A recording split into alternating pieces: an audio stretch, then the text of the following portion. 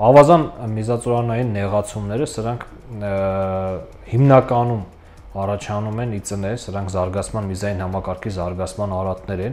ինչի պատճառով երիկամից դուրս եկող միզապարկի վերին հատվածը նեղանում է, հիմնականում լինում է, երբ որ երիկամն ունենում է հավելյալ սնուցող անոթներ, անոթները սեղմում են միզածորանին եւ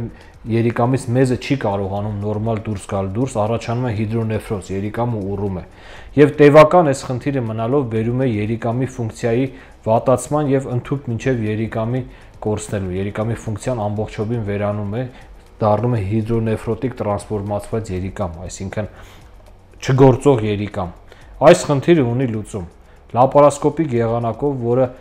հնարավորություն է տալիս նախկին մեծ 25-30 սանտիմետր կտրվածքի փոխարեն, որովայնի առաջնային պատին կատարում ենք մենք 3-ից 4 մինչև 1 սանտիմետրանոց անցքեր,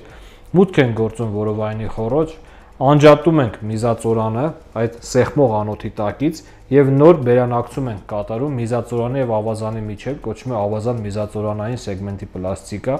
ինչ հնարավորություններ է տալիս մեզ լապարասկոպիան, նախ հիվանդը մեծ վերքեր չի ունենում, մեծ կոսմետիկ դեֆեկտներ չի ունենում ենք հեշտ հետվիրահատական շրջան եւ հիվանդը կարճ ժամանակում ազատվում է խնդրից եւ հնարավորություն է ունենում պահպանել իր երիկամը, որը կծառայի մինչեւ կյանքի վերջ հիվանդին։ Եղեք առողջ։